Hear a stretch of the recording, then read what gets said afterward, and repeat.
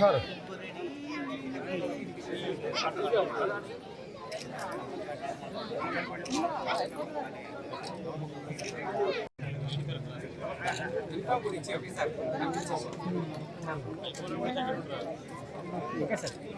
ఒక్కరు కూడా ప్రైవేట్ స్కూల్లో చదివినగా మేమంతా ఒక్కరు కూడా అందరం కూడా గవర్నమెంట్ పాఠశాలలో చదివిన వాళ్ళమే.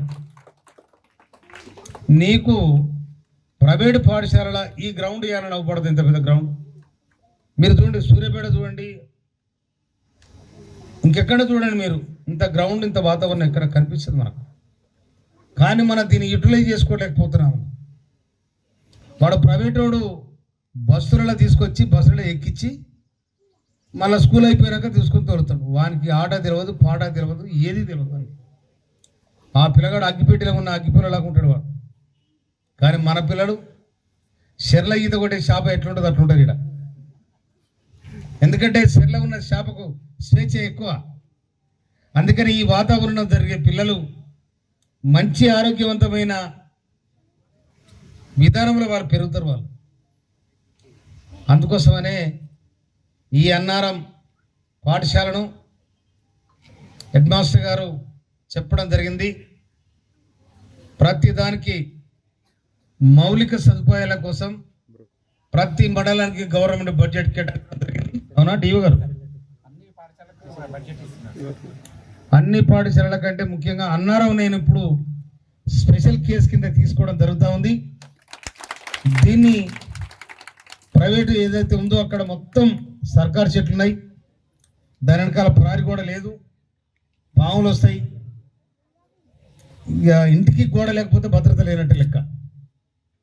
మనం ఇల్లు కట్టుకున్న ప్రహరీ గోడ లేకపోతే ఇంటికి భద్రత లేదు. ఏమి ఇల్లు కట్టిన వీడంటారు.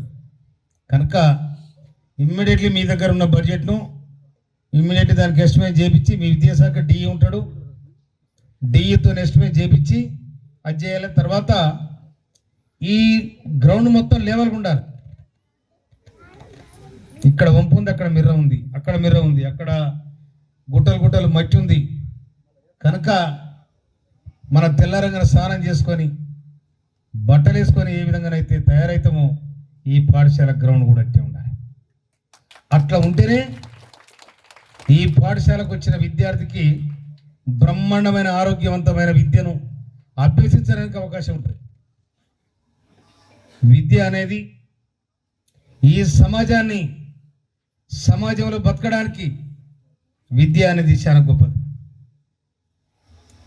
ఇవాళ గ్రామ పంచాయతీ వార్డు మెంబర్ నుండి మొదలు పెట్టుకుంటే రాష్ట్రపతి వరకు కూడా భారత రాజ్యాంగంలో డాక్టర్ బిఆర్ అంబేద్కర్ పొందుపరిచిన ఈ వ్యవస్థ మీద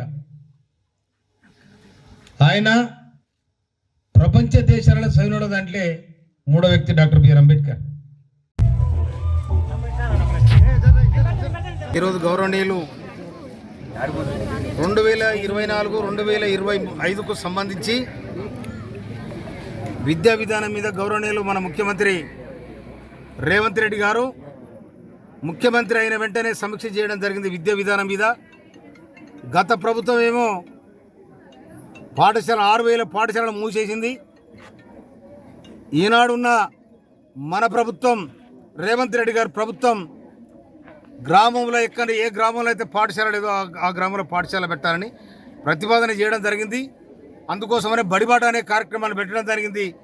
అందులో భాగంగా నేను ఈ తుంగతుర్తి నియోజకవర్గానికి ఇవాళ మోత్కూరు, కొండారం, చివరిగా ఇవాళ అన్నారం గ్రామానికి వచ్చిన.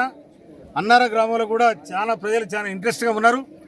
ఈ పాఠశాలలో మంచి విద్య రావాలని ప్రైవేటు పాఠశాలలకు విద్యార్థులు పోకుండా ఇదే పాఠశాలకు వచ్చి ఇక్కడ మంచి వాతావరణంలో ఈ గ్రౌండ్లో ఆడుకొని పాడుకొని వాళ్ళ ఆరోగ్యవంతమైన విద్యను అభ్యసించుకోవడానికి ప్రయత్నం చేయాలని చెప్పి మన ముఖ్యమంత్రి గారు అభిలషించారు. కాబట్టి వారి ఆదేశం ప్రకారం విద్యాశాఖ స్థానిక ఎమ్మెల్యేగా నేను ఈ కార్యక్రమం నిర్వహించడం జరిగింది. ఈ కార్యక్రమంలో మన వాళ్ళందరూ కూడా పాల్గొన్నందుకు వాళ్ళందరూ కూడా నిండుగా శుభాకాంక్షలు తెలియజేస్తూ ఈ బడిబాట కార్యక్రమాన్ని ఈ నెల 3 తారీఖు నుండి 19 తారీఖు నాడు కొనసాగించడానికి ప్రభుత్వం ఆదేశాలు ఇవ్వడం జరిగింది. అందులో భాగంగా టీచర్స్ మొత్తం కూడా పల్లెల్లో పోయి జనాన్ని మోటివేట్ చేసి ప్రైవేటు పాఠశాలలో పోకుండా ప్రభుత్వ పాఠశాలకు వచ్చి వాళ్ళు చదువుకునే విధంగా వాళ్ళందరూ మోటివేట్ చేయడం జరిగింది. వాళ్ళందరూ కూడా నేను ధన్యవాదాలు తెలియజేస్తా ఉన్నాను. రేపు ఈ పాఠశాల కూడా కొన్ని సమస్యలు ఉన్నాయి. ప్రహరీ గోడ ఒకటి, ఇంకా దీన్ని లెవెలింగ్ చేయాల్సిన అవసరం ఉంది. దీన్ని చేయడానికి కూడా నా వంతుగా నేను సహకారం చేసి ఈ